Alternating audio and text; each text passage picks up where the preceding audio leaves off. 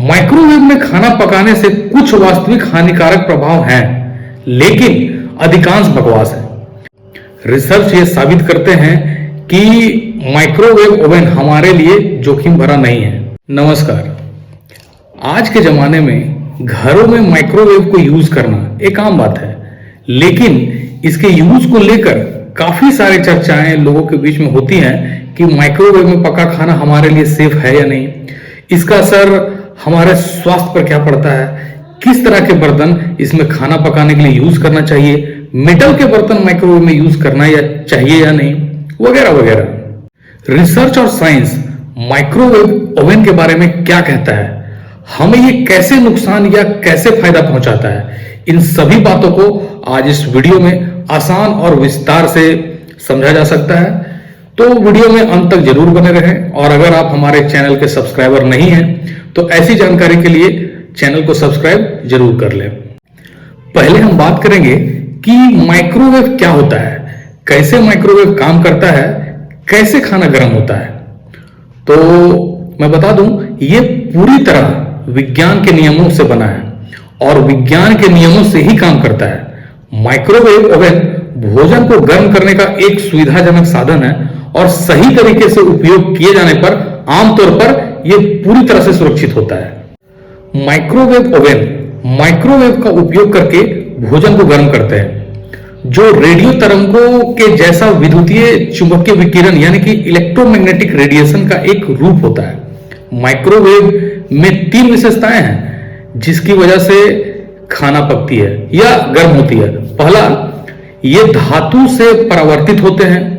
दूसरा, वे कांच, कागज, प्लास्टिक और इसी तरह के सामग्रियों से गुजर या आर पार हो सकती है। तीसरा है, वे खाद्य पदार्थों द्वारा अवशोषित होती है। ओवन के अंदर एक मैग्नेट्रॉन नाम का उपकरण लगा होता है जो माइक्रोवेव उत्पन्न करता है। माइक्रोवेव ओवन के धातु के अंदरूनी हिस्से को परावर्तित करते हैं और भोजन में पानी के अणुओं को कंपन कराती है। इस कंपन के वजह से अणुओं के बीच घर्षण होता है जो गर्मी पैदा करता है और इसी कारण भोजन पकता है या गर्म होता है। अब माइक्रोवेव क्या है?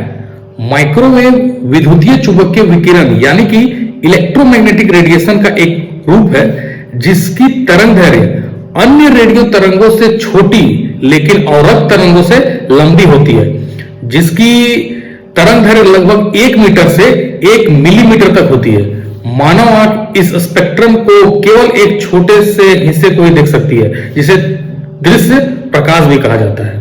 माइक्रोवेव का उपयोग मॉडर्न टेक्नोलॉजी में कई रूपों से किया जाता है। उदाहरण के लिए बिंदु से बिंदु संचार, link, wireless network, microwave radio relay network, radar, उपग्रह, अंतरिक्ष यान संचार, चिकित्सा डायथर्मी और कैंसर उपचार, रिमोट सेंसिंग, रेडियो खगोल विज्ञान, कण त्वरक, स्पेक्ट्रोस्कोपी, औद्योगिक हीटिंग, टकराव से बचाव प्रणाली में और बिना चाबी के प्रवेश प्रणाली में, और माइक्रोवेव ओवन में खाना पकाने के लिए किया जाता है। माइक्रोवेव की खोज कैसे हुई? यह बात 1945 ईस्वी की है। एक उच्च शक्ति वाले माइक्रोवेव बीम के ताप प्रभाव की खोज स्वतंत्र रूप से और गलती से हॉलैंड मैन के एक अमेरिकी स्वशिक्षित इंजीनियर पर्सी स्पेंसर द्वारा की गई थी। उस समय रेथियोन द्वारा नियोजित उन्होंने देखा कि जिस सक्रिय रडार सेट पर वे काम कर रहे थे उसके माइक्रोवेव ने उनकी जेब में रखे मिस्टर गुडबार कैंडी बार को पिघलाना शुरू कर दिया। यहीं से माइक्रोवेव ओवन के आविष्कार की शुरुआत हुई। स्पेंसर द्वारा जानबूझकर पकाया गया पहला भोजन पॉपकॉर्न था और दूसरा एक अंडा था जो प्रयोग करने वाले में से एक के चेहरे पर फट गया, इसलिए ओवन में अंडा ना पकाने को कहा जाता है। अपनी खोज को सत्यापित करने के लिए स्पेंसर ने एक मैग्नेट्रॉन से माइक्रोवेव ऊर्जा को एक धातु के बक्से में डालकर एक उच्च घनत्व वाला विद्युतीय चुंबकीय क्षेत्र बनाया जिससे बाहर निकलने का कोई रास्ता नहीं था। जब भोजन को माइक्रोवेव ऊर्जा वाले बॉक्स में रखा गया तो भोजन का तापमान तेजी से बढ़ा। 8 अक्टूबर 1945 को रेथियोन ने स्पेंसर की माइक्रोवेव खाना पकाने की प्रक्रिया के लिए संयुक्त राज्य अमेरिका में पेटेंट आवेदन दायर किया और मैग्नेट्रॉन से माइक्रोवेव ऊर्जा का उपयोग करके भोजन को गर्म करने वाला एक माइक्रोवेव जल्द ही परीक्षण के लिए बोस्टन के एक रेस्टोरेंट में रखा गया। दशकों से इस पर कई रिसर्च हुए, कई बातें हुई और तब ये हमारे रसोई तक आई। रिसर्च ये साबित करते हैं कि माइक्रोवेव ओवन हमारे लिए जोखिम भरा नहीं है, लेकिन प्लास्टिक को गर्म करना हमारे स्वास्थ्य संबंधी चिंताएं को बढ़ा सकती है। दशकों से रसोई में काम आने वाली चीज होने के बावजूद माइक्रोवेव से ज्यादा कुछ घरेलू सामान बनाया नहीं जाता है। इसे उन लोगों के लिए जीवन रक्षक के रूप में देखा जा सकता है जो खाना नहीं बना सकते या बनाना नहीं चाहते, और कुछ शेफ इसमें खाना पकाने की कला को अकेले ही खुद तक समेट के रखा हुआ है। लेकिन बात विवादों उससे परे एक और बहस है कि माइक्रोवेव में खाना पकाना आपके लिए कब हानिकारक है। विश्व स्वास्थ्य संगठन के अनुसार जब सही तरीके से इस्तेमाल किया जाता है तो आपको माइक्रोवेव के विकिरण के मामले में चिंता करने की कोई बात नहीं है, लेकिन अन्य चिंताएं इससे कम नहीं होती है, जिसमें यह भी शामिल है कि क्या माइक्रोवेव में खाना पकाने से पोषक तत्वों की हानि होती है, या क्या प्लास्टिक में खाना गर्म करने से हार्मोन में कोई गड़बड़ी हो सकती है। माइक्रोवेव में खाना पकाने से कुछ वास्तविक हानिकारक प्रभाव हैं, लेकिन अधिकांश बकवास है। हम उन मिथकों को सीधे तौर पर बताएंगे, लेकिन पहले यह बता दें कि माइक्रोवेव वास्तव में आपके स्वास्थ्य के लिए कैसे हानिकारक हो सकते हैं। माइक्रोवेव का असली खतरा असमान खाना पकाना और खाद्य टॉक्सिसिटी है। शायद माइक्रोवेव ओवन के इस्तेमाल से जुड़ा सबसे बड़ा जोखिम असमान खाना पकाना है। माइक्रोवेव में सघन मतलब कि घना, ठोस, गाढ़ा या घनिष्ठ खाद्य पदार्थों में गहराई तक प्रवेश करने के लिए पर्याप्त शक्ति नहीं होते हैं। नतीजन केवल बाहरी परतों को माइक्रोवेव द्वारा सीधे गर्म किया जाता है, जबकि आंतरिक गर्मी चालन के माध्यम से धीरे धीरे प्राप्त होती है। इससे भोजन में ठंडे स्थान बने रह सकते हैं। यदि भोजन को पूरी तरह से गर्म नहीं किया जाता है, विशेष रूप से केंद्र में जहां साल्मोनेला और ई कोली जैसी बैक्टीरिया जीवित रह सकती है, यह पोल्ट्री, अंडे और कुछ मांस जैसे सघन उच्च प्रोटीन खाद्य पदार्थों के लिए एक विशेष चिंता का विषय है, जहां खाद्य टॉक्सिसिटी को रोकने के लिए पूरी तरह से खाना पकाना महत्वपूर्ण है। असमान तापन से निपटने के लिए एक आसान तरीका यह है कि खाना पकाने के समय के बीच में माइक्रोवेव को रोक दिया जाए, ताकि भोजन को हिलाया जा सके, डिश को घुमाया जा सके या माइक्रोवेव के अंदर वस्तुओं को फिर से रीअरेंज किया जा सके। इसके अतिरिक्त माइक्रोवेव करने के बाद भोजन को कुछ मिनटों के लिए माइक्रोवेव के अंदर रहने देने से हीट अधिक समान रूप से वितरित करने में मदद मिलती है, क्योंकि यह स्वाभाविक रूप से गर्म क्षेत्रों से ठंडे क्षेत्रों में प्रभावित होती है। यह अभ्यास भोजन को सुरक्षित बनाने में मदद करता है, जबकि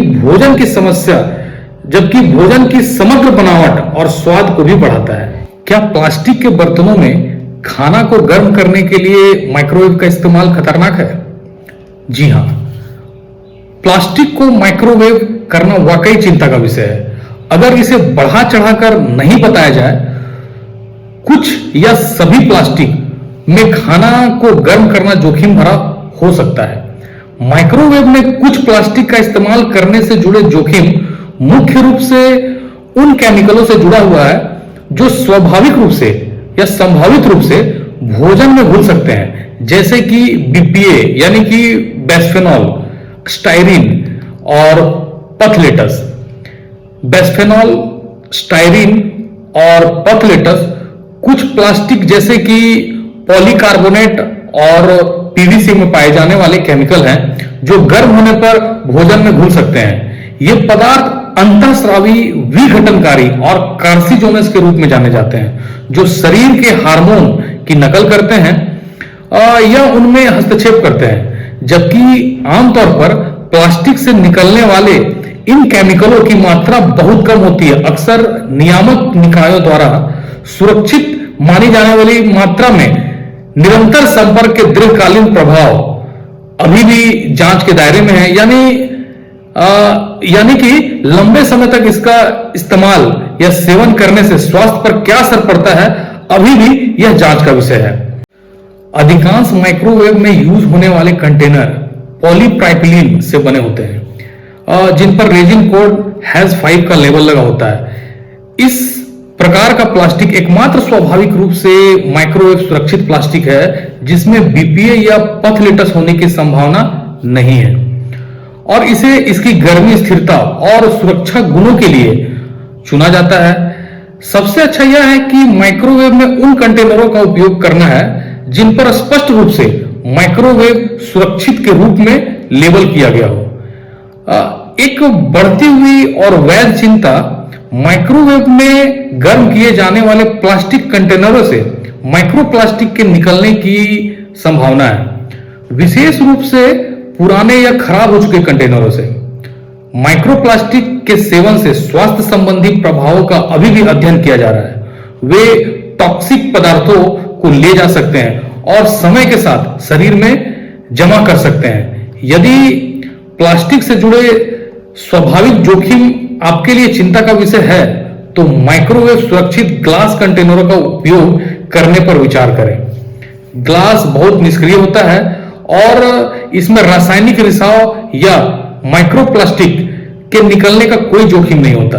ग्लास उन लोगों को मानसिक शांति प्रदान कर सकता है जो सबसे सुरक्षित माइक्रोवेव विकल्प की तलाश में है। एक स्थायी मिथक यह भी है कि माइक्रोवेव विकिरण उत्पन्न करते हैं जो भोजन को रेडियोधर्मी बनाता है और जो माइक्रोवेव से बाहर निकलकर आसपास के किसी भी व्यक्ति को विकिरणित कर सकता है। तो यह समझ लीजिए कि माइक्रोवेव भोजन की रासायनिक संरचना को बदलकर उसे रेडियोधर्मी नहीं बनाते, क्योंकि माइक्रोवेव गैर आयनीकरण विकिरण का उपयोग करते हैं। इसमें भोजन के घटकों की रासायनिक संरचना को बदलने या उन्हें रेडियोधर्मी बनाने के लिए पर्याप्त ऊर्जा नहीं होती है। इस प्रकार का विकिरण रेडियो तरंगों या आपके टेबल लैंप से निकलने वाली प्रकाश तरंगों के समान ही होता है। माइक्रो ओवन में खाना बनाने से चिंता रेडियोधर्मिता के बारे में बिल्कुल नहीं है, बल्कि माइक्रोवेव ओवन के बारे में है जो सीधे आग की तरह ही जलने के कारण बन सकता है। पहली नजर में आपको इसमें विकिरण रिसाव के बारे में चिंताएं उचित लग सकती है, लेकिन ऐसा बिल्कुल नहीं है। इसको एक उदाहरण से समझते हैं कि ऐसा क्यों नहीं है। चिमनी में आग गर्मी और आराम प्रदान करती है, लेकिन इसमें अपना सिर डालना घातक हो सकता है। ठीक इसी प्रकार माइक्रोवेव ओवन आमतौर पर सही तरीके से उपयोग किए जाने पर सुरक्षित होती है, लेकिन अनुचित उपयोग जैसे कि इसके सुरक्षा तंत्र से छेड़छाड़ खतरनाक हो सकता है। माइक्रोवेव विकिरण से होने वाला जोखिम रेडियोधर्मिता की चिंता नहीं है, बल्कि आग की तरह ही जलने की उनकी क्षमता है। माइक्रोवेव सुरक्षित है क्योंकि उन्हें अनुचित उपयोग को रोकने के साथ साथ महत्वपूर्ण विकिरण रिसाव को रोकने के लिए कई सुरक्षा सुविधाओं के साथ इंजीनियर किया गया है। थोड़ी मात्रा अगर निकलती भी है वे हानि रहित है। रेगुलेशन यह सुनिश्चित करते हैं कि माइक्रोवेव रिसाव का स्तर मनुष्यों को नुकसान पहुंचाने वाले स्तर से बहुत कम है। एक और बड़ी मिथक यह है कि माइक्रोवेव में पकाने से भोजन से पोषक तत्व नष्ट हो जाते हैं। हाँ, माइक्रोवेव में पकाने से भोजन के पोषक तत्व नष्ट हो जाते हैं। हालांकि माइक्रोवेव में पकाने से पोषक तत्व अन्य पारंपरिक खाना पकाने के तरीकों से बेहतर है। आइए जानते हैं कैसे। विटामिन सी और कुछ विटामिन बी जैसे पानी में घुलनशील विटामिन विशेष रूप से उच्च ताप और लंबे समय तक पकाने के लिए कमजोर हो जाते हैं। चूंकि माइक्रोवेव में पकाने में आमतौर पर कम समय लगता है और भोजन कम समय तक गर्म होता है, इसलिए यह इन गर्मी संवेदनशील पोषक तत्वों को अधिक प्रभावी ढंग से बनाए रखने में मदद कर सकता है। जैसा कि एक रिसर्च में देखा गया है, ब्रोकली को माइक्रोवेव में पकाने से भाप या उबालने की तुलना में इसके विटामिन सी और एंटीऑक्सीडेंट की मात्रा बहुत सुरक्षित आती है।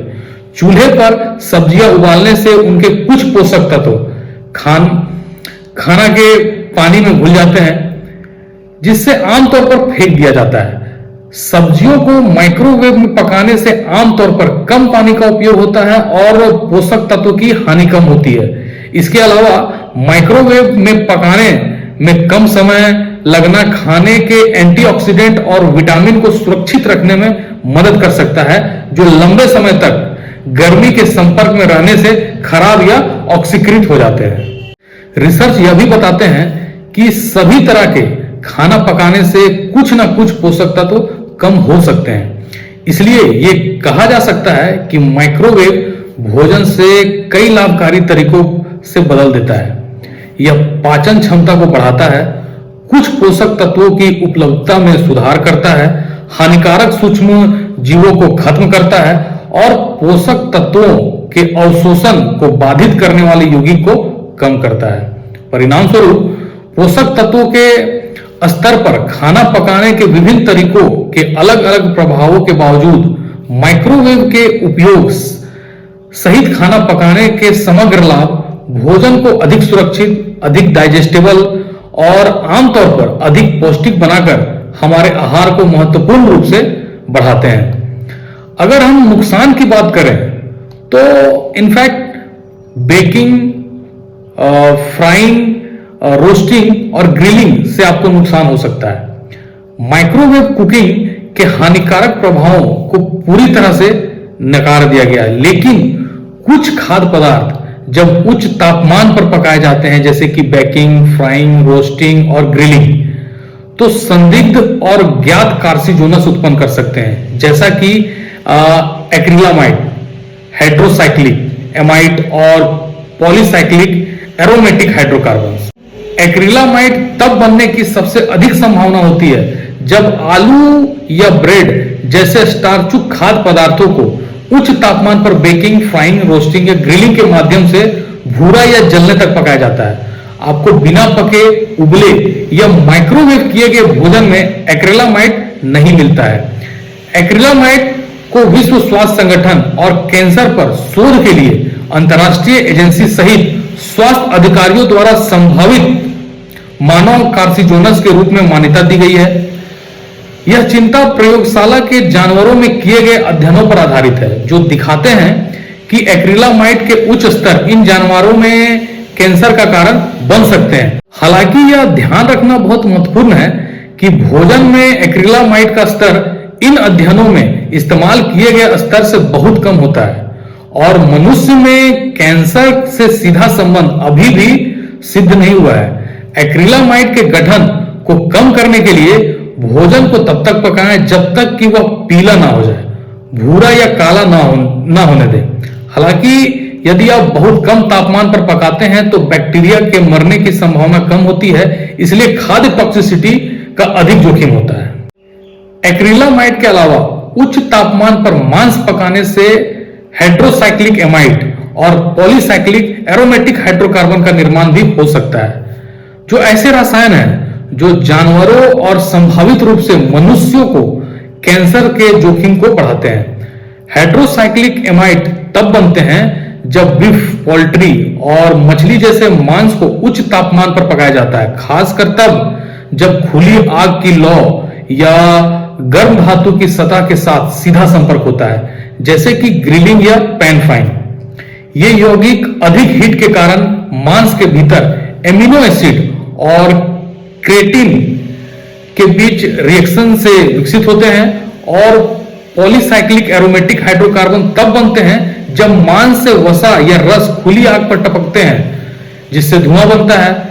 यह धुआं मांस को ढक लेता है और इसकी सतह पर पॉलीसाइक्लिक एरोमेटिक हाइड्रोकार्बन जमा कर देता है। इसके विपरीत माइक्रोवेव में कुकिंग करने पर आमतौर पर हाइड्रोसाइक्लिक एमाइड और पॉलीसाइक्लिक एरोमेटिक हाइड्रोकार्बन उत्पादन करने के लिए आवश्यक तापमान तक नहीं पहुंचाती है।